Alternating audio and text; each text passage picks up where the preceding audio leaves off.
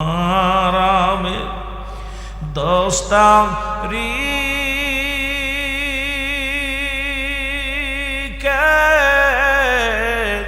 কি ঘটিল রবানা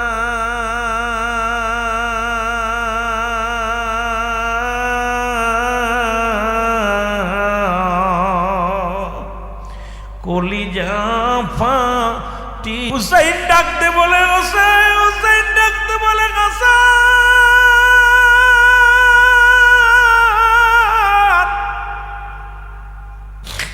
তোকে কি বিষ পান করাইলো একবার বলে ভাই রে আমার নানাজির দোয়া কবুল হয়ে গেছে। নানাজি বলেছে এমন একটা দিন আসবে সেদিন বড় মুসিবতের মধ্যে পড়ে যাবে, সেদিন বড় বিপদের মধ্যে পড়ে যাবে। হুসাইন ও হুসাইন আমার আহলে বাইতদেরকে নবীর আহলে বাইতদেরকে রেখে গেলাম। ও ভাই কথা দে রে, কথা দে, যতদিন দুনিয়ার মধ্যে বেঁচে থাকবা, যতদিন এই পৃথিবীর মধ্যে বেঁচে থাকবা, ওরে আমার নবীজির ভালোবাসা নবীর মায়ায় এই পৃথিবীর মধ্যে ইসলামের দাওয়াত দিবা, রাসূলুল্লাহর সত্য দ্বীনের দাওয়াত গোটা মক্কা মদিনার গলি গলির মধ্যে প্রচার করে দিবা। জোরে জোরে চিল্লায়া বলা যাবে না আল্লাহু আকবার। এ ভাইরা আমার বন্ধুরা চিরবিদায় হয়ে গেছে। ইন্না লিল্লাহি ওয়া ইন্না ইলাইহি রাজিউন। আমার বাদানরা আমার গভীর মনোযোগ, লম্বা আলোচনা। এই আলোচনা যদি একটা বিষয় নিয়ে বলতে চাই অনেক লম্বা আলোচনা হয়ে যাবে, শেষ করতে পারবো না। হাসান রাদিয়াল্লাহু তাআলা বিদায় হয়ে গেলেন, কিন্তু যে বললাম এই দুনিয়ার মানুষগুলো বড় লোভী। এজিদ ছিল পৃথিবীর মধ্যে সবচাইতে ক্ষমতা লোভী। এজিদের ধারণা ছিল যেহেতু বাবা দেশের প্রধান, ইমামের যুগ, ইমামের পরে আমি দায়িত্ব আসবো, এই চিন্তা তার মাথার মধ্যে ছিল। যে কথা সেই কাজ। ও আমার বাজানেরা শুনে নাও, এ দুনিয়ার মধ্যে হাসানকে দুনিয়া থেকে বিদায় করে দিল। বিদায় করার পর আমিরে মুয়াবিয়া বারবার বুঝাইতে লাগলো, ও মুসলমান শুনে নাও, কারণ রাসূল তো বলেছেন আমার ওফাতের পরে 30 বছর পরে আমার নাতি হাসান হুসাইন এই রাজত্ব পরিচালনা করবেন, খেলাফতের দায়িত্ব পাবে, ইমামের দায়িত্ব পাবে। গোটা বিশ্বের মানুষ আমার হাসান হুসাইনের অনুকরণ করবে, আমার হাসান আমার হুসাইনের কথা মতো চলবে। গোটা বিশ্বের মানুষগুলো আমার হাসানের নেতৃত্ব মানবে। সুতরাং এজিদ আমির হযরত আমিরে মুয়াবিয়া ডাকতে বলে, এজিদ আমি তোমার ক্ষমতায় বসতে দিতে পারি না, তবু বাবার কাছে জোর করিয়া ক্ষমতাও এই ক্ষমতায় বসে গেলেন মাস্টার এজিদ। এজিদ বসিয়াই, ও মুসলমান শুনে নাও, বসিয়াই তো মানুষকে জোর করিয়া কালেমা পড়াতে লাগলেন। জোর করিয়া এজিদের পক্ষে লোকানা শুরু করলো। হাসানকে বিদায় করার পর ক্ষান্ত হয় নাই, এজিদ খেলাফতে বসে গেলেন।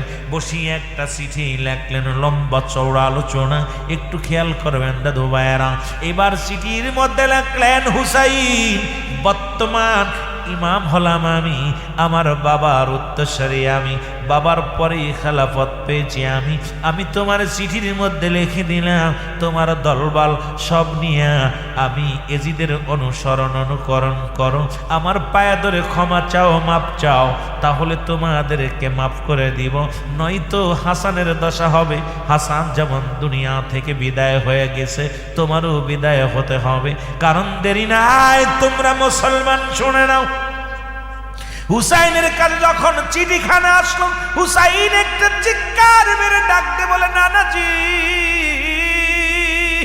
আজ জোরের ভাই পৃথিবীর মধ্যে নাই। ও আমার নানাজি, আজ বড় বিপদের মধ্যে আমি। এজিদ চিঠি লিখেছে আমার দলবল নিয়ে তার অনুসরণ করার জন্যে, তার কাছে বায়াত গ্রহণের করার জন্যে, কিন্তু আমার জীবন চলে গেল এজিদের কাছে মাথা নত করব না। জোরে জোরে চিল্লায় বলা যাবে না মারহাবা। ক্ষমতায় বইয়াই জোর করে বাবার থেকে ছিনিয়ে ক্ষমতা নিয়ে চেয়ারের মধ্যে বইয়াই চিঠি লেখলেন, লম্বা চওড়া একখান চিঠি। প্রথম চিঠি লেখলেন হুসাইনের কাছে, হুসাইন আমি তোমাকে, আমি এই দেশের প্রেসিডেন্ট, আমি এজিদ বলতেছি, তোমার দলবল নিয়ে আমার নামের উপরে বায়াত গ্রহণ করো, আমার অনুকরণ করো, নয়তো তোমাদের করুণ দশা হবে। হুসাইন লোকজনদের ডাক দিন। হুসাইন বলেন তোমরা কি করতে চাও? এজিদের বায়াত গ্রহণ করতে চাও? বলা পর লোকজন বলে না, আমরা তা করতে পারি না, কারণ আমরা নিজ কানে শুনেছি রাসূল আকরাম সাল্লাল্লাহু আলাইহি সাল্লাম বলে গেছেন যে আমার ওফাতের 30 বছর পরেই হাসান হুসাইন ক্ষমতায় আসবে। সুতরাং হাসান দুনিয়া থেকে চলে গেছে, হুসাইন আপনি তো আছেন, সুতরাং আপনাকে আমরা ইমাম মানি, এজিদকে ইমাম মানতে রাজি। আমার বাজানেরা চিঠি লিখে ফেরত দিলেন এজিদের কাছে, আর একটা চিঠি পত্র লিখে দিলেন, এজিদ তুমিও কান পেতে শুনে রাখো, যতদিন পর্যন্ত এই পৃথিবী আছে, যতদিন পর্যন্ত হুসাইন রাদিয়াল্লাহু তাআলার শ্বাস নিঃশ্বাস আছে, ততদিন পর্যন্ত তোমার ইমামত্ব মানব না। আমি হাসান হুসাইনের ইমামত্ব মানতে চাই। দলে দলে হুসাইনের পক্ষে মানুষ আসতে লাগলো। জোরে বলেন না মারহাবা। আর একটু জোরে বলেন না মারহাবা। মহব্বতের সঙ্গে দুরূদ শরীফ পড়েন, আল্লাহুম্মা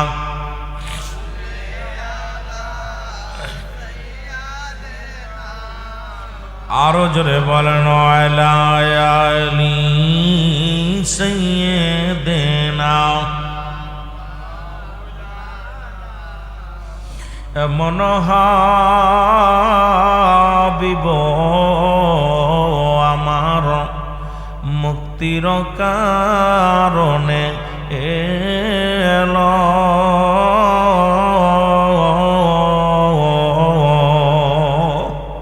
ওফাতের পরেও নবীজি পাপী উম্মতিরে না ভুলিল।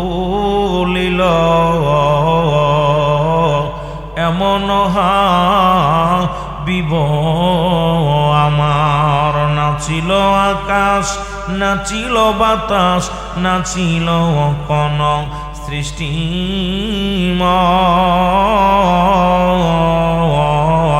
রাসূল তোমারই কারণে বিশাল ভুবনে আমার আল্লাহ জির পরিচয়। আল্লাহুম্মা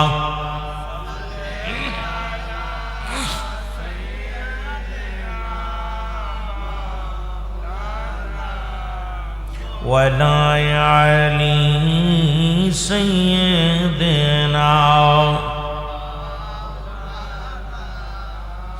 এ দুনিয়ার মুসলমান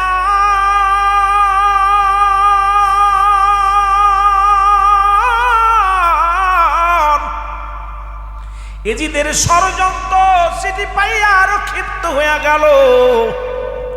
চিঠি লেখ পাইয়া মুসলমান যেমন কুকুরের মতো পাগল হয়ে গেল। এজিদ চিন্তা করে যেভাবে মুসলমানেরা ইমামের অনুসরণ করে, হুসেনের অনুসরণ করে, এইভাবে যদি চলতে থাকে রে, আমি এজিদের পায়ের নিচে মাটি থাকবে না, সিয়াত্ত দূরের কথা।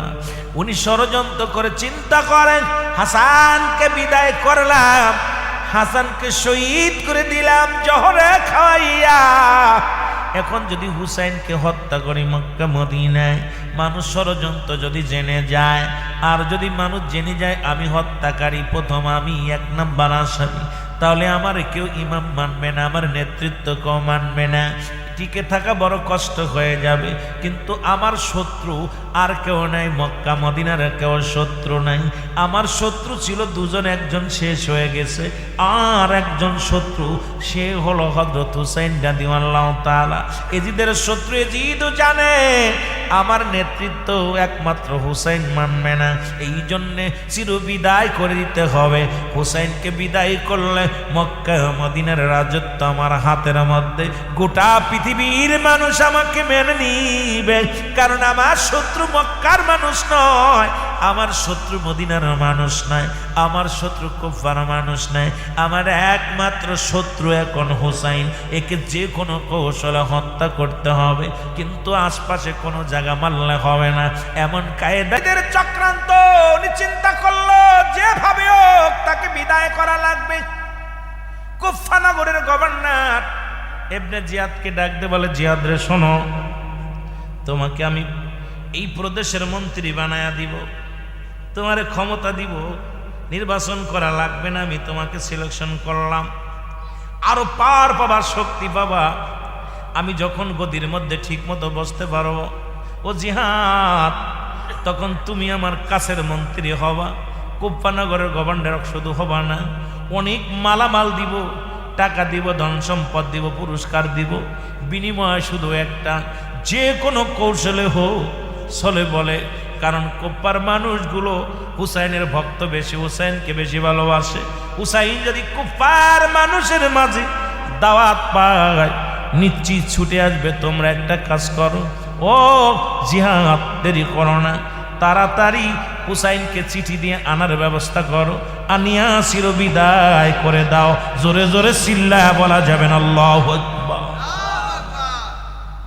কুফার গভর্নর, ও যুবক, জিয়াদকে কলেন, একটা চিঠি লিখলেন, চিঠির মধ্যে লিখে দিল, কোথায় রে হুসাইন, আয়।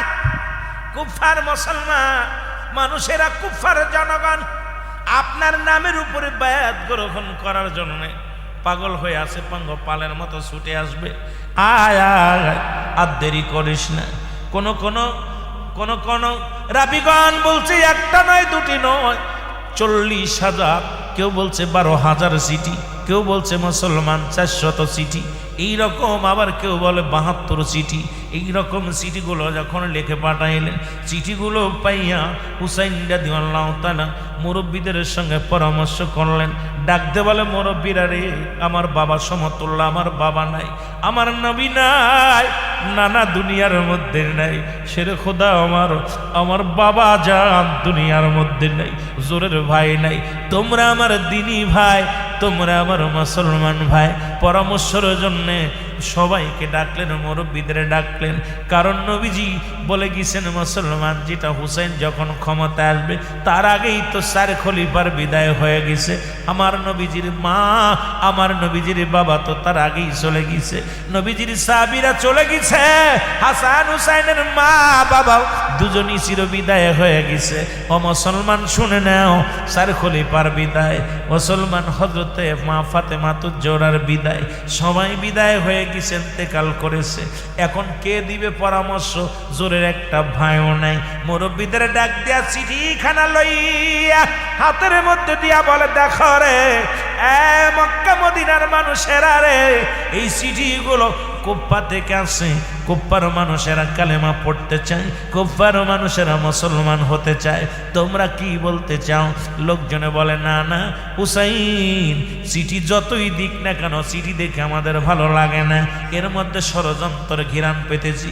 কারণ মুরব্বীদের আল্লাহ এমন জ্ঞান দিয়েছে, মুরব্বীদের পরামর্শ যদি এখনো চলেন, যে সংসারের মধ্যে মুরব্বীরা নেতৃত্ব দেয়, এখনো সেই সংসারের ভিতরে শান্তি আছে, সেই ফ্যামিলির মধ্যে শান্তি আছে। তোমরা মুরব্বীদের অবহেলা করো না, কারণ নবীজি নিজেই তো মুরব্বীদের সম্মান করেছে। নবীর চাইতে 6 মাসের বড় ছিল সিদ্দিক আবু বকর। আমার নবীজি প্রায় সময় পরামর্শ করতেন আকবরের সঙ্গে, এ যুবক সিদ্দিকে, মুসলমান শুনে নাও, যদিও নবীর শ্বশুর ছিলেন হযরত আবু বকর সিদ্দিক রাদিয়াল্লাহু তাআলা আনহু, মুসলমান শুনে নাও, আবার নবীর চাইতে 6 মাসের বড়। আমার নবীজি মাঝে মাঝে পরামর্শের জন্য আবু বকরকে ডাকতে বলতেন, আবু বকর রে, তুমি আমার বয়সের বড়, 6 মাসের বড় আবু বকর। পরামর্শের জন্য মাঝে মাঝেই আবু বকরের পাশে যেয়ে বসতো। আর আমাদের ছেলেরা এখন মুরব্বীদের পরামর্শ নিতে চায় না, তাদের কথাই শুনতে চায় না, কারণ মুরব্বীদেরকে মূল্যায়ন করা ভুলে গেছি। এই জন্য সংসারের মধ্যে, সমাজের মধ্যে ঝামেলাও শুরু হয়ে গেছে। জোরে বলেন ঠিক কি না? রসুল কত ভালোবাসত, ছোটদেরকে আদর করে ডাকতো আমার পাশে আয়, আর মুরব্বীদেরকে রসুল সবসময় সম্মান করতেন, ইজ্জত করতেন। কারণ একদিনের যে বড়, আপনার চাইতে মনে করবেন সে জ্ঞানী বেশি, সে আপনার চাইতে একদিন আগে আসছে, আপনার তার অভিজ্ঞতা বড়। সুবহানাল্লাহ বলেন না? আমার ভাইরা, আমার বন্ধুরা, আমার গভীর মনোযোগ। রব্বুল আলামিন এমন এই পরামর্শ করিয়া সবাই বললেন না, এ হুসাইন, কিছুদিন আগে হাসানকে হারাইলাম আমরা, এখন তোমাকে ছাড়তে পারি না, কারণ আমরা নিজেরা খবর নিব আমাদের মধ্যে কে আসো যাবা কুফানগরে যাওয়ার জন্য প্রস্তুতি আসো। হুসাইনকে ডাক দেওয়ার সঙ্গে সঙ্গে হুসাইন বলার আগে মুসলিম বিন আকিল, হুসাইনের স্বাস্থ্য ভাই মুসলিম বিন আকিল ডাক দে বলে, হুসাইন আমি যাব রে, কুফানগরে যাব, চিরবিদায় দাও, আমি যাব কুফানগরে। জোরে জোরে চিল্লায় বলা যাবে না মারহাবা। মুসলিম বিন আকিল বলতেছে, ভাই আমাকে দাও, জীব আমি যাব, দেখে আসি কি অবস্থা। মুসলিম বিন আকিল রওনা দিলেন। যুবক বন্ধুরা আমার শোনো নাও, ইতিহাস বলতে গেলে অনেক লম্বা চওড়া লাগে, যদি এখন আশপাশে একটু বলতে যাই সময় লাগবে, আপনাদের লস হবে। মূল ইতিহাসটা আমি তুলে ধরবো, যেটা বোঝার জন্য ভালো হবে রে মুসলমান বাবারা আমার। মুসলিম বিন আকিল বাড়িতে গেলেন। এবার কুফায় যাওয়ার জন্য যখন রওনা দিছে, দুটি সন্তান তার মুহাম্মদ ইব্রাহিম নামে দুটি ছেলে ডাকতে বলে, আব্বা যান কই যান গো? বলে, বাজান রে আমি যাই কুফা নগরে ইসলামের দাওয়াত পৌঁছানোর জন্যে, কুফা মানুষের মনের ভাব পরীক্ষা করার জন্যে। দুটি সন্তান ডাকতে বলে, বাবাজি আমাদের তো মা নাই, আমাদের মা নাই, আমরা কার কাছে থাকবো রে আব্বাজি? আমাদেরকে লয়া যান, কে আমাদের আদর করবে, কে আমাদের ভালোবাসবে, কে আমাদের খাওয়াইবে, কে আমাদেরকে আদর করবে গো বাবা? বাবা যার ঘরে নাই, মা যার ঘরে নাই, তার মতো দুঃখী পৃথিবীর মধ্যে নাই। যেহেতু আমাদের মা বেঁচে নাই, বাবা গো আপনার সঙ্গে সফর সঙ্গী হয়ে যেতে চাই। দুই সন্তানের হাত ধরে মুসলিম বিন আকিল কুফা নগরে চলে গেলেন। কুফা নগরে যাওয়ার পর দলে দলে 30,000, একজন নয় দুজন নয়, কুফার 30,000 মানুষ হুসাইনের নামের উপরে মুসলিম বিন আকিলের কাছে বায়াত গ্রহণ করছে। জোরে জোরে চিল্লায়া বলা যাবে না আল্লাহু আকবার। কত হাজার? 30,000। এই দৃশ্য দেখা মুসলিম বিন আকিল একটা পত্র নিয়ে লেখলেন, হুসাইন যা মনে করেছিলাম তা না, তুমি তাড়াতাড়ি আসো, তোমার নামের উপরে 30,000 মানুষ বায়াত গ্রহণ করেছে। কুফার অধিকাংশ মানুষ মুখে আছে আপনি আসবেন, আপনাকে দেখবে, আপনার নামের উপরে রাসূলের কাছে বায়াত গ্রহণ করবে, তাড়াতাড়ি আয়েন। চিঠিখানা লিখে দিলেন, ও যুবক, গোয়েন্দা লাগা দিল ইবনে জিহাদের কাছে, যুবক রে। এদিকে মুসলমান এজিদ জিহাদকে প্রেসার দিতে লাগলো, জিহাদ তুমি কি করছো? বলতেছিলাম হুসাইনকে আনবা কুফা নগরে, ওকে শেষ করে দেবা। এখন কুফা নগরে তো হুসাইন আসে নাই, যে কোনো কৌশল আনা লাগবে। আর যেভাবে মুসলমানেরা ইমান এনেছে, যেমনি ভাবে মানুষ মুসলমান হয়, কালেমা পড়িয়া মুসলমান হয়, হুসাইনের নামের উপরে বায়াত গ্রহণ করে। তোমার তো ক্ষমতা তো দূরের কথা, আমারই ক্ষমতায় টিকে থাকা বড় দুরস্কার হয়ে যাবে। এদেরকে তাড়াতাড়ি শেষ করা শুরু করো। এ মুসলমান শুনে নাও, শুনে নাও। এদিকে মুসলিম বিন আকিল চিঠি লাগলেন হুসাইনের কাছে, আর এদিকে 30,000 মানুষ মুসলমান পল্টি নিছে। সঙ্গে সঙ্গে তারা যখনই তাদের উপর আঘাত শুরু করেছে, যখনই তাদের উপরে নির্যাতনের মাত্রা বাড়িয়ে দিছে, আজকে দেখলাম মুসলমান, ও যুবক, ওই ভারতের মধ্যে কিছু মুসলমানদেরকে ধরে ধরে জয় শ্রীরাম বলানো হচ্ছে, আর কিছু মুসলমান জীবন দিতে রাজি আছে, তারা জয় শ্রীরাম বলতেছে না। মুসলমান অত্যন্ত আনন্দ লাগছে। গতকাল এক মুরব্বী দেখলাম, মুসলমান, তার বয়স 82 বছর, তাকে ধরিয়া দাড়িগুলো শেষে দিল, তার মুখের মধ্যে মুসলমান খুর দিয়ে কাটা হচ্ছে, তাকে হাজার আঘাত করা হলো, সে একবারও বলল, দেখেন আমি শ্রীরাম বলতে পারো। মুসলিম বিন আকিল এই কথাগুলো খেয়াল রাখবেন। মুসলিম বিন আকিলের 2টা ছেলে, এই 2টি ভাই সারাদিন খেলা করে। মোহাম্মদ ইব্রাহিম, নাম কি? মোহাম্মদ ইব্রাহিম, একটার নাম মোহাম্মদ আর একটার নাম ইব্রাহিম। 2টি ভাই সারাদিন দৌড়াদৌড়ি করে। যখন সন্ধ্যা গণে এলো রে, মুসলিম বিন আকিল সারাদিন দাওয়াত দিয়া ৩,০০০ অমুসলিমকে দাওয়াত দিয়া মুসলমান বানালেন। এজিদের গুপ্তচর এই সংবাদ নিয়ে এজিদের কাছে দিলেন, হুজুর এই আসরের নামাজের আগে ওই মুসলিম বিন আকিলের কাছে ৩,০০০ মানুষ বায়াত গ্রহণ করেছে হুসাইনের নামের উপরে। এজিদ ক্ষিপ্ত হয়ে ইবনে জিহাদকে ডাক দে, জিহাদ তাড়াতাড়ি যা, জিহাদকে বলো আগে মুসলিম বিন আকিলকে হত্যা করা হোক, আমি তার মাথা চাই, তার মাথা চাই, এরপরে হুসাইনকে হত্যা করো, আগে ওকে হত্যা করো। এই কথাটা বলিয়া যখন আসরের আজান পড়ে গেল, আসরের আজানে নামাজের জন্যে মুসলিম বিন আকিল যখন নামাজে দাঁড়াইছে, নামাজে দাঁড়ানোর পর পিছন থেকে আসিয়া মুসলমান এজিদের সৈন্যরা, ওই গুপ্তচর এজিদের সৈন্যরা, ইবনে জিয়াদের লোকেরা হযরতে মুসলিম বিন আকিলের গর্দান থেকে কাল্লাটা এক কোপে জমিনের মধ্যে ফেলে দিছে মসজিদের মধ্যে। জোরে বল আল্লাহু আকবার। নামাজের যায় নামাজের উপরে মাথা কাটা পড়ে গেছে। আরে তরপর তরপর করে হুসাইনের প্রেমিক,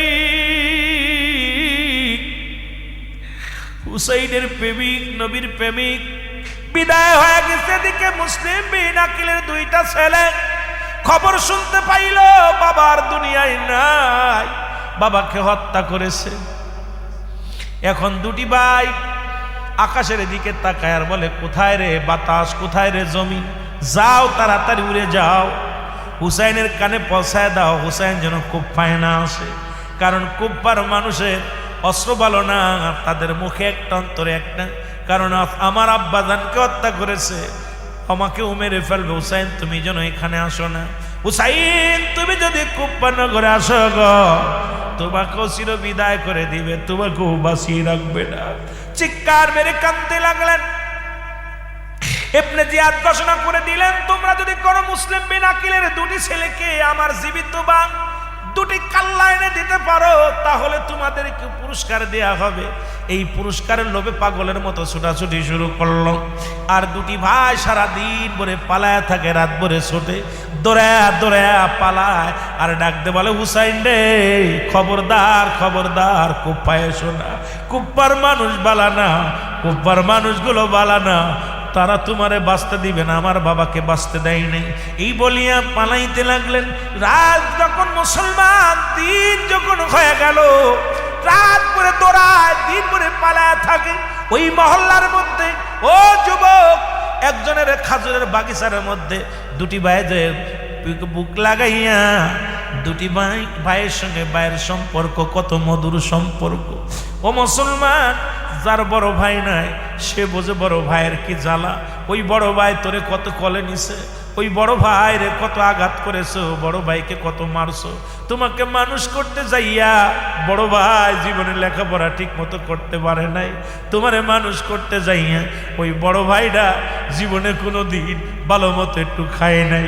একটা ফল যদি হয় ছোট ভাইয়ের মুখে দিছে, বড় ভাই ঠিক মতো লেখাপড়া করে নাই, বড় ভাই ঠিক মতো ঘুমায় নাই। আজকে সেই বড় ভাইয়ের জায়গা হয় না, বড় ভাইয়ের সঙ্গে তোমরা কত বিদ্রোহী করো। ও আমার যুবক বন্ধুরা, আজকে পৃথিবীর মধ্যে বড় ভাই 90% ফ্যামিলির বড় ভাইগুলো লেখাপড়া করতে পারে নাই, বড় ভাইগুলো ভালো চাকরি বাকরি করতে পারে নাই, বড় ভাই ভালো পোশাক পরতে পারে নাই, বড় ভাই ভালো খাইতে পারে নাই, বড় ভাই ভালো শান্তিতে থাকতে পারে নাই। কারণ বড় ভাই ছোট ভাইয়ের দিক লক্ষ্য করতে যাইয়া, ছোট ভাইকে ভালোবাসিয়া, ছোট ভাইকে মানুষ করতে যাইয়া হাজার হাজার বড় ভাইগুলো পৃথিবীর মধ্যে নিজের জীবনটাকে বিসর্জন দিয়ে দিয়েছে। জোরে বলেন ঠিক কিনা? এখন পরের বউ আনা পর, সুন্দরী বিবি আনা পর, সেই বড় ভাইকে তোমরা চেনো না, সেই বড় ভাইয়ের সঙ্গে দুর্ব্যবহার করো, সেই বড় ভাইকে কষ্ট দাও। ওই বড় ভাই চোখের পানি ফেলে আর বলে, আল্লাহ ওদের মুখের দিকে তাকাইয়া জীবনের সুখের চিন্তা করি নাই, জীবনে কোনোদিন আরামের চিন্তা করি নাই, জীবনে কোনোদিন বাড়ির চিন্তা করি নাই, গাড়ির চিন্তা করি নাই। আজকে ছোট ভাই যখন কষ্ট দেয় ওই বড় ভাইয়ের কলিজার মধ্যে লাগে। জোরে জোরে চিল্লায় বলো ঠিক কিনা? আমার ভাইয়েরা, আমার বন্ধুরা, আমার এবার দুটি ভাই পালিয়ে আছে খেজুরের বাগিচার মধ্যে। সকালবেলা খেজুরের বাগিচার মালিকের স্ত্রী ঘুরতেছে, দেখে দুটি ভাই এক জায়গায় পাশাপাশি করে শুয়ে আছে, বুকের সঙ্গে বুকটা মিলাইয়া শুয়ে আছে। এইবার মহিলাটা এসে যখন কোপ্পার মহিলা যখন এসে দেখছে দুটি বালক শুয়ে আছে রে, কাঁদতেছে, চোখের পানি ছেড়ে কাঁদতেছে শুইয়া। ছোট ভাই ডাক দে বলে, ভাই রে, আমাদের মা নাই, আমাদের তো মা নাই, বাবারও মায়েরা ফেলেছে, আমাদের কোপাইলে মেরে ফেলবে রে, যদি হুসাইন চলে আসে আমাদেরকে মেরে। কয় বাজান রে, তোমরা কারা? কয় আমি বুঝতে পেরেছি তোমরা কারা, তোমরা মক্কার মানুষ, কুপ্পা নগরে আসো। কয় হ, আমি মুসলিম বিন আকিলের কলিজার টুকরা সন্তান, আমরা দুই ভাই। তোমাদের মহল্লার মানুষগুলো আমার বাবাকে মেরে ফেলেছে, আমাদেরও খুঁজতেছে, পাইলে মেরে ফেলবে। এখন কোথায় রে? হুসাইন আমাদেরকে যদি মেরে ফেলে, হুসাইন যদি চলে আসে, না জানিয়া হুসাইনকে তারা হত্যা করবে, আমরা মক্কা মদিনায় যাব, আমাদের যাওয়ার ব্যবস্থা করে দাও।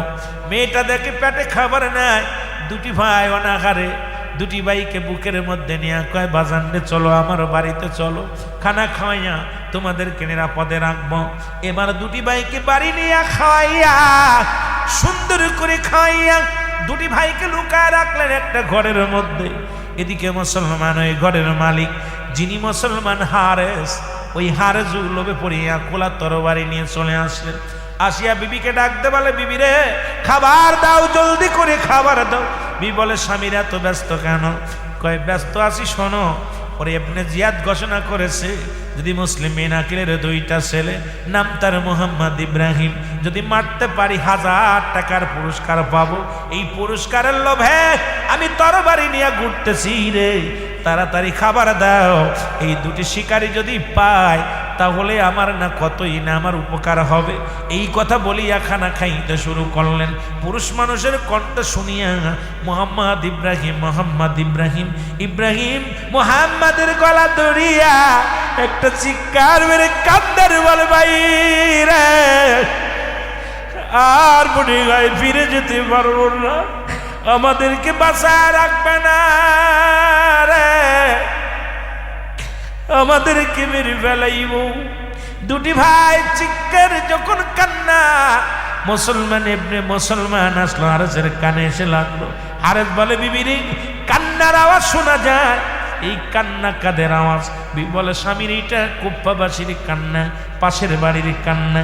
কয় না রে বিবি, না, কুপ্পার মানুষের কান্না এত সুন্দর না, কারণ এটা মক্কাবাসীর কান্না। কারণ কুপ্পার মানুষ এত সুন্দর সুর দিয়ে কাঁদতে পারে না, ওদের কান্নার ধারণা আলাদা। সুতরাং এটা নিশ্চিত এই মদিনাবাসীর কান্না। এরে মুসলমান শোনে নাও, শোনা যুবকেরা গো। হারেস এই কথা বলিয়া দৌড়তে চলে গেলেন ঘরের মধ্যে, যা দেখে দুটি ভাই পালিয়ে আছে রে। দুটি ভাইকে হাত ধরে টেনে বাইর করলেন। বাইর করিয়া দুটি ভাইকে যখন বারান্দার মধ্যে দাঁড়া করলেন, হারেসের বিবি ডাক দে কয়, স্বামী রে, প্রয়োজন হলে আমাকে মেরে ফেলো, এই মাসুম বাচ্চা দুটি মেরো না, ওদের কান্না আমি সইতে পারি না। মা বলে ডাক দিছে, যখন আমাকে মা বলে ডাক দিছে রে, কলিজা ঠান্ডা হয়ে গেছে রে। সুতরাং পৃথিবীর মধ্যে তুমি আমাকে মেরে ফেলো, কিন্তু ছেলে দুটিকে মেরো না। হারেস বিবিকে ধাক্কা দিয়ে ফেলে দিয়ে দুটি ভাইকে টানতে টানতে নিয়ে চলে যায়। দুটি ভাই যায় আর ডাকতে বলে, হারেস রে, আমাদের কি মাইরা ফেলাইবি? এই দুনিয়ার মধ্যে আমাদের জন্য কেউ কানবে না, এই পৃথিবীর মধ্যে আমার নবী নাই রে, আমার মা নাই, আমার বাবা নাই, আমাদের কি মায়েরা ফেলাইবি? তোর কি দিলে মায়া নাই? হারেজের কাছে অনুনয় বিনয় করে দুটি ভাই ডাকতে বলে, মোহাম্মদ ইব্রাহিম, হারেজ রে, আমাদেরকে মারিস না, আমাকে যদি মেরে ফেলিস হুসাইন চলে আসবে কুফা নগরে। কুফা নগরে যদি আসে হুসাইনকে শেষ করে দিবে, চির বিদায় করে দিবে, ইসলামটাকে শেষ করে দিবে। হারেস আমাকে মারিস না। হারেসের দিলে কোনো দয়া হলো না, মায়া হলো না। ফুরাত নদীর কিনারা দিয়ে হাঁটতেছিল, হঠাৎ দুটি ভাইকে লাথি মেরে ফেলে দিয়া দুটি ভাইয়ের কাল্লা ধর থেকে কাটিয়া নিয়ে রওনা হয়ে গেল।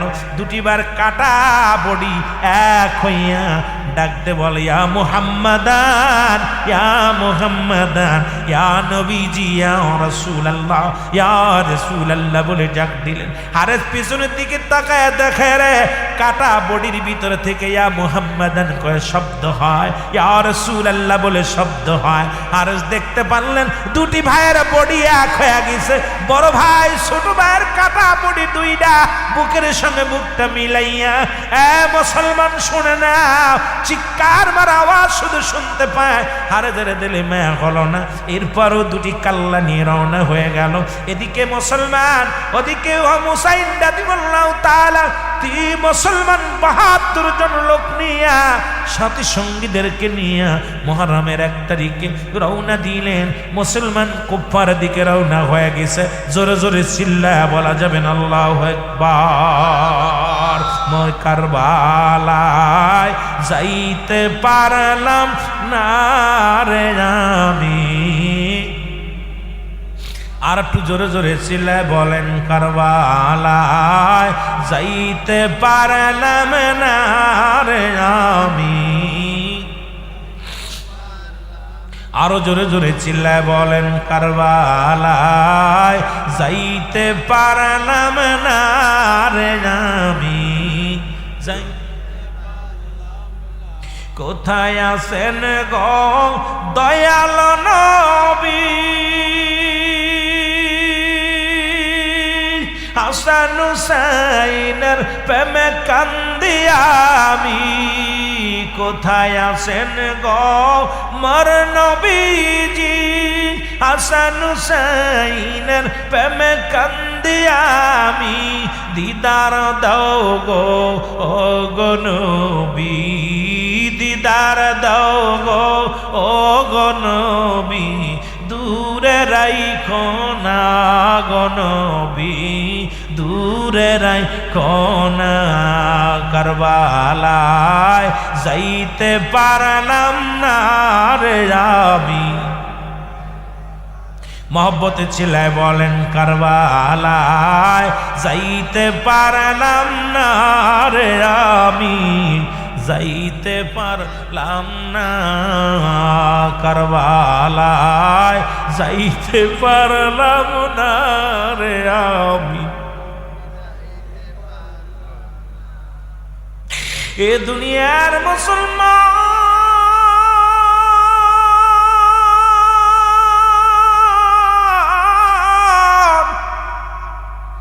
যে কথাগুলো বলে তাদের কান্না লাগে শোনা গো।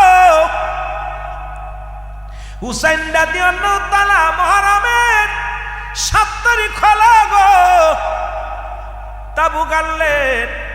কোথায় যা কারবালা প্রান্তরে যাইয়া বসলেন। এবার বসা পর কেন যেন মনের ভিতরে আনসান করতে লাগলো। মাটির মধ্যে কোপ দেয়, মাটির মধ্যে রক্ত বাইর হয়। চারিদিক থেকে কেমন যেন একটা আওয়াজ আসে, নির্জন একটা আওয়াজ আসে। হুসাইন রাদিয়াল্লাহু তাআলা ডাক দে বলে, আমরা কোথায় আসলি বো বন্ধুগণ, শুনে রাখো গো, তোমরা শোনো আমরা কোথায় আসলাম। লোকজনে বলে এটা সেই জায়গা, এটার নাম হলো শানে কারবালা। জোরে জোরে চিল্লায়া বলা যাবে না আল্লাহু আকবার।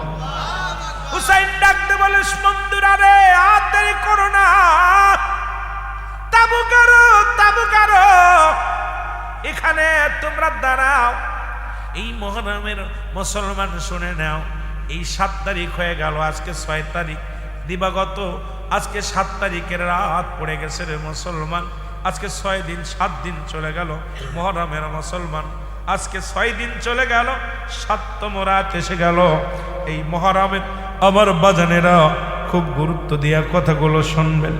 এবার আমার বন্ধুগণ আমার এইভাবে থাকতে লাগলেন। হুসাইন রাদিয়াল্লাহু তাআলাকে ওখান থেকে সরানোর জন্য এজিদ বাহিনী সৈন্য পাঠাইলেন। হুসাইনের সামনে যখন আসবে, কিন্তু আসার পর 3000 সৈন্য আসলেন। কয় হাজার? 3000 সৈন্য উৎসাহিত হয়ে আসলেন হুসাইনকে বিদায় করার জন্য। এখান থেকে 300 সৈন্য অতি উৎসাহিত হইয়া হুসাইনকে মারার জন্য আসলেন, যে হুসাইনকে বিদায় করতে পারলাই তো পুরস্কারও পাবো। হুসাইন 300 সৈন্যের সঙ্গে লড়াই করে 300 জনকে পরাজয় করলেন। কোন কোন রাবি বললেন এই 300 জনকে হুসাইন প্রথম হত্যা করলেন যুদ্ধ করতে যাই না, এবং তাবু গানলেন। এসব সৈন্যরা ভয় পেয়ে গেলেন, হুসাইনের সামনে কেউ ভয় আসে না, সবাই দূর থেকে বলে হুসাইনের সামনে আসার মতো আমাদের হ্যাডাম নাই, কারণ হুসাইনের সামনে গেলে আর জীবিত হয়ে ফিরতে পারবো না। এইভাবে থাকলেন মুসলমান, কিছুদিন যাইতে লাগলো। তখন এজিদ বলে, ইবনে জিহাদ শুনে নাও, এভাবে তাকে হত্যা করা যাবে না। যদি হত্যা করতে হয় তোমরা শোনো, ফুরাত নদীর পানি বন্ধ করে দাও। ওই শিবিরে যত পানি আছে ওই পানিগুলো যখন শুকায় যাবে, শেষ হয়ে যাবে, ফোরাদের কিনারায় যখন পানি আনতে যাবে, ওই পানি আনতে গেলে তাদের বিদায় করে দিবা। কৌশলে তাদের হত্যা করতে হবে, কারণ তাদেরকে সামনাসামনি যদি যুদ্ধ করি তাহলে আমরা হুসাইনের সঙ্গে পারবো না। সেরে খোদা হযরত আলীর ছেলে হযরতে হুসাইনের সামনে যা যুদ্ধ করবে এমন কোন শক্তিবান পুরুষ এই দুনিয়ার মধ্যে নাই, সুতরাং তাকে কৌশলে না মারলে মারতে পারবো না। দেখেন মুনাফিকদের কি চরন্ত। মুসলমান শুনে নাও, হুসাইনকে পিছন থেকে মেরেছে, সামনে মারে নাই, কারণ হুসাইনের সামনে আসবে এমন কোন মুসলমান শক্তি ছিল না, কারণ হুসাইনের কাছে ছিল দুইটা শক্তি। একটা শক্তি হলো আমার আল্লাহ, 2 নম্বর শক্তি হলো মুহাম্মাদুর রাসূলুল্লাহ সাল্লাল্লাহু আলাইহি ওয়াসাল্লাম। এই দুইটা শক্তি নিয়ে যদি কোনো ব্যক্তি ময়দানে নামে, পৃথিবীর কোনো শক্তিকে ভয় পায় না। জোরে জোরে চিল্লায় বলেন ঠিক কিনা? আমার ভাইয়েরা, আমার বন্ধুরা, আমার হুসাইন রাদিয়াল্লাহু তাআলা যখন থাকলো শিবিরের মধ্যে, অনেকেই বলে পানির জন্য, আবার আমার বাবারা এইবার বসিয়া বসিয়া গল্প করতেছিলেন সবাইকে নিয়ে কি করা যায়। বন্ধুদেরকে ডাক দেব, ও বন্ধুগণ শোনো, আমরা কুপ্পা নগরে এসেছি, আমাদেরকে জীবিত হয়ে ফিরতে দিবে না, তোমাদের অনুরোধ করি যে যেরকম পারো তোমরা চলে যাও। এমন সময় দূর থেকে একটা তীরটা লাগায়া দেয়, এই তীরটা আসিয়া আলী আসগারের বুকের মধ্যে লেগে যায়। আবার কেউ কেউ বলছে ওই কুফা মুসলমান শুনে নাও, ফোরাত নদীর পানি আনতে যাইয়া, পিপাসার পানি আনতে যাইয়া মুসলমান কলিজার টুকরো আসগার আলী চিরবিদায় হয়ে যায়। সর্বোপরি একটা কথা হলো, আলী আসগারের বুকে আসিয়া তীরটা লাগে, এই তীরটা যখন টানতে বাইর করা হয় আলী আসগারের জিহ্বাটা বাইর হয়ে যায়, আলী আসগারের কলিজাটা বাইর হয়ে যায়। হুসাইন রাদিয়াল্লাহু তাআলা বুকের মধ্যে নিয়ে একটা চিৎকার মেরে ডাকতে বলে, ও বিবি দেখো রে, তোমার কলিজার টুকরা উসার আলী আসগার দুনিয়ার মধ্যে নেই। তোমাকে আর মা বলে ডাকবে না, আমাকে আর বাবা বলে ডাকবে না। একটা চিৎকার মারতে লাগলেন। এই চিৎকার শুনিয়া ঘরের ভিতরে থেকে আলী আকবর চলে আসলেন। হুসাইন রাদিয়াল্লাহু তাআলার বড় সন্তান আলী আকবর ঘর থেকে বাইর হইয়া ডাকতে বলে, জনম দুঃখিনী মা, মা গো, এত কান্নাকাটি করো কিসের আওয়াজ হয়?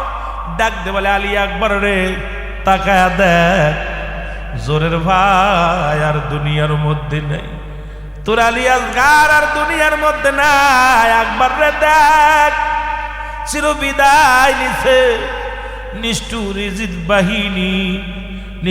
এজিদ বাহিনীরা আলী আসগারকে চিরবিদায় করে দিছে। এই শিশু সন্তানকে কোলের মধ্যে নিয়ে সাহারা বানু চোখের পানি ছেড়ে ছেড়ে কাঁদতে লাগলো। আলী আকবর ডাকতে বলে, মা আমি ভাইয়ের রক্ত শুয়ে কসম করলাম, যতক্ষণ পর্যন্ত ওই বাতিলকে পরাজয় না করতে পারবো, 1 গ্লাস পানিও পান করব না। তরবারি নিয়ে রওনা হয়ে গেলেন যুদ্ধের ময়দানে। ও যুবক, মুহররমের 9 তারিখ যুদ্ধ হলো, অনেকগুলো সৈন্য কতল করিয়া এবার চলে আসলেন। আলী আকবর ঘরের মধ্যে ফিরে আসলেন, ডাকতে বলে, জনম দুঃখিনী মা, পিপাসায় বড় ক্লান্ত হয়ে গেছি, একটু পানি দাও, পিপাসা নিবারণ করো। মা ডাকতে বলে, আলী আকবর রে, ঘরের ভিতরে একটুকু পানি নাই। পিপাসায় সমস্ত শিবিরের লোকজন পিপাসায় আছে রে আলী আকবরের পানির জন্য ছটফট করে পানি নাই। আলী আকবর মাকে ডাকতে বলে, চিরবিদায় দাও হে ও মা গো, যাব আমি যুদ্ধেরি ময়দান, বলো যাব আমি যুদ্ধেরি ময়দান, বলো চিরবিদায় দাও হে ও মা গো, যাব আমি যুদ্ধেরি ময়দান, বলো যাব আমি যুদ্ধেরি। ও মা গো,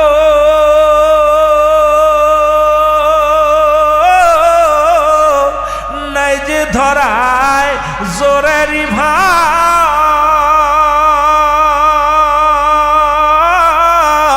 বাইনি সে মোর আগে বিদায়,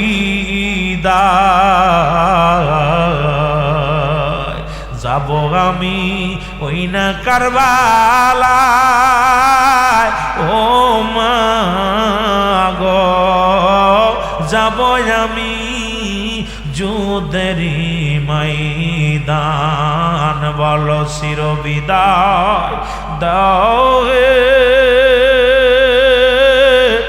ও মা গো, যাব আমি যুদ্ধেরি ও মা গো,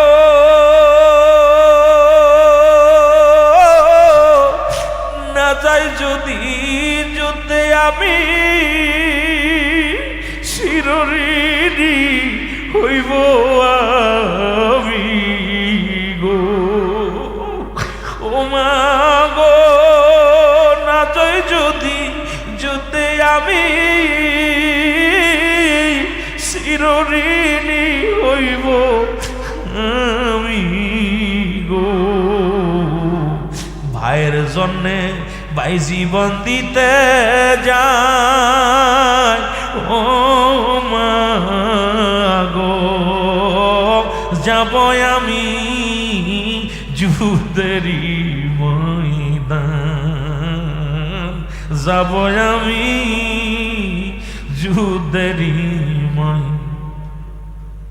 আমার ভাইয়েরা, যুদ্ধের ময়দানে গেলেন, অনেকগুলো সৈন্যকে সাথে দুনিয়া থেকে বিদায় করিয়া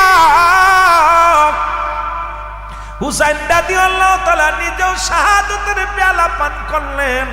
ইন্না লিল্লাহি ওয়া ইন্না ইলাইহি রাজিউন। ওরে মুসলমান শুনুন, আলী আকবর চির বিদায় হয়ে গেছে রে। ডাকতে বলে, সারা বানুরে আয় কোথায়? হুসাইন ডাকতে বলে, সারা বানুরে আমি কি নিয়ে আর থাকবো রে সারা বানু, আরে আমি কি নিয়ে থাকবো রে, দুটি কলিজার টুকরা নাই, না না নাই, আমার ভাই হাসান বিদায় হয়ে গেছে।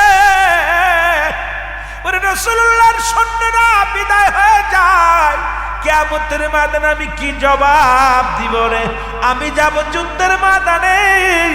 বন্ধুদেরকে ডাকতে বলেন, বন্ধুরা রে, আমি তোমাদের অনুনয় বিনয় করি, তোমরা যার যার মতো পালিয়ে যাও, তোমরা জীবন দিও না, কারণ এই যে ছেলেরা তোমাদের বাঁচতে দিবে না। বন্ধুরা বলে, ওই হুসাইন তুমি কি বলতে চাও?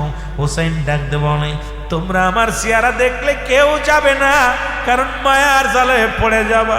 আর হুসাইন রাদিয়াল্লাহু তাআলা চেহারা মোবারক রাসূলে পাক সাল্লাল্লাহু আলাইহি ওয়াসাল্লামের মতো ছিল, দেখতে রসুলের কিছু ছায়া ছিল রে।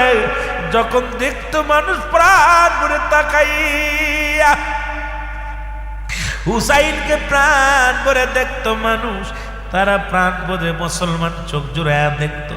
এমন সময় হুসাইন বলে, তোমরা আমাকে দেখলে আর কেউ যাবে না, আমি চক্ষু বন্ধ করলাম 2টা ঘন্টা, চক্ষু বন্ধ করে রাখবো, এর মধ্যে তোমরা চলে যাবা।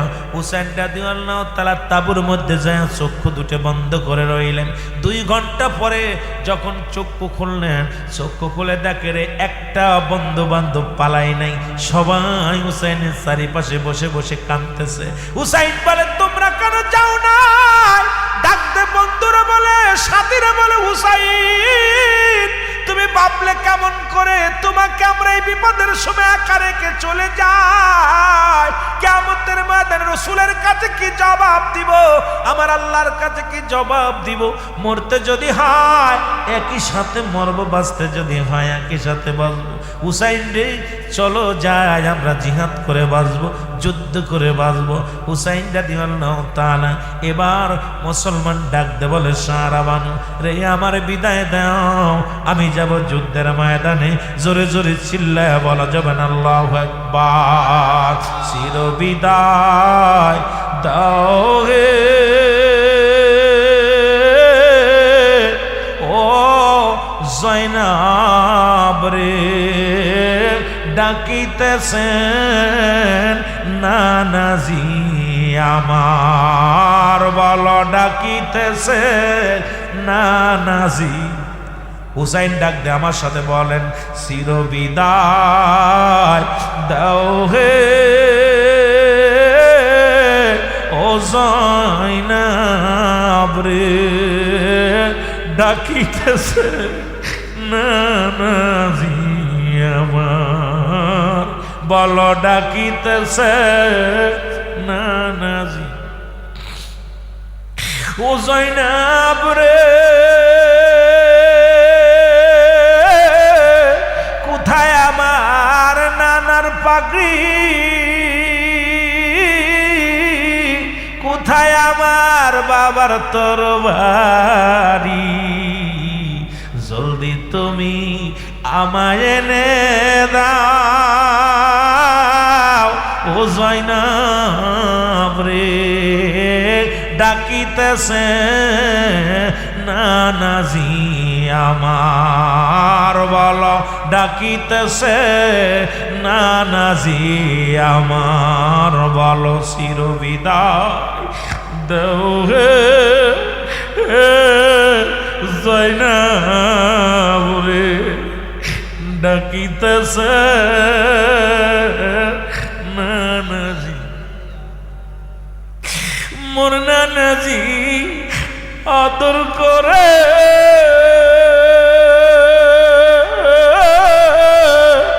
কত সুমা দিত মোরে, মোর নানাজি আদর করে কত সুমা দিত মোরে, সেই গলা কাটিবে সে মোরে ও জয়নাব রে, ডাকিতেছে নানাজি আমার, বলো ডাকিতেছে ও জয়নাব রে, কার কাছে কই মনের ব্যথা, এ দরাতে নাই পিতা মাতা। ও জয়নাব রে আমি কার কাছে কই মনের ব্যথা, দরাতে নাই আমার পিতা মাতা। নবী কান্দে শুয়া মদিনায় ও যায়নাব রে ডাকিতেছে নানাজি আমার বলো ডাকিতেছে নানাজি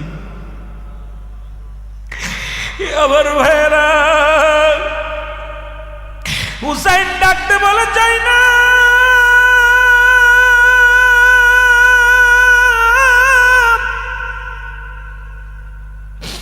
জাইনাব রে আমার জাইনালকে রেখে গেলাম আমার জাইনাল বড় অসুস্থ যদি বেঁচে থাকে রাসূলুল্লাহ রওজায় পাঠায়া দিবি আমার বংশের প্রদীপ আমার বংশের তার কেউ বেঁচে থাকবে না জাইনাব রে তোরে অনুরোধ করি জাইনাব শুনেরা আমার জয়নাল রে দেখে রাখবি জয়নাল বড় অসুস্থ জয়নাল ভিতরে থেকে বলে বাবাজি আমিও যাব যুদ্ধের ময়দানে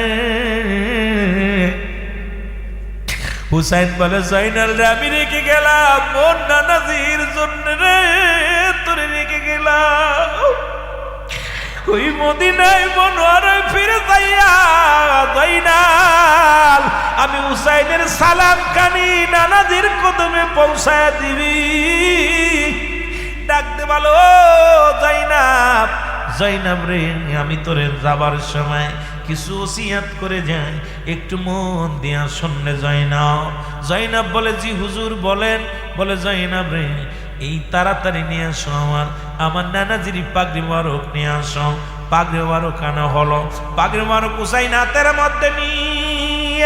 হাতের মধ্যে নিয়ে একটা চিৎকার মেরে বলে নানাজি তোমার পাগড়ি মারক আমি হুসাইন মাথার মধ্যে লাগাইলাম জীবন যদি চলে যায় কখনো যেন বাতিলের সঙ্গে মাথা নত না করি কখনো যেন বাতিলের ভয়ে পালায়ন না করি নবীজির পাগড়ি মারক মাথার মধ্যে লাগাইলেন হুসাইন ডাকতে বলে জয়নাব রে আমার বাবাজির জুলফিকার মুবারক নিয়ে আসো হযরত আলী রাদিয়াল্লাহু তাআলা জুলফিকার মুবারক হাতের মধ্যে এনে দিলেন জয়নাব যখন হাতের মধ্যে এনে দিলেন হুসাইন হাতের মধ্যে তরবারিটা নিয়ে ডাকতে বলে বাবাজি যতক্ষণ পর্যন্ত দেহের মধ্যে জানটা থাকবে বাতিলের সঙ্গে লড়াই করব বাবাজি তুমি আমার জন্য দোয়া করো আমি যেন বাতিলের সঙ্গে লড়াই করতে পারি হুসাইন ডাকতে বলে যাই না আমির হামজার বল্লভখানা নিয়ে আসো আমির হামজার বল্লভখানা না হলো হুসাইন রাদিয়াল্লাহু তাআলার হাতের মধ্যে দেয়া হলো এক হাতে আমির হামজার বল্লভ আর এক হাতে মুসলমান শেরে খোদা হযরত আলীর তরবারি এই মাথার মধ্যে রাসূল পাক সাল্লাল্লাহু আলাইহি ওয়াসাল্লামের পাগড়ি মুবারক এইবার ডাকতে বলে যাই না যাবার সময় একটা কথা তোমারে বলে যাই যদি আল্লাহ তোমারে বাঁচিয়ে রাখে যদি মক্কা মদিনায় ফিরে যেতে পারো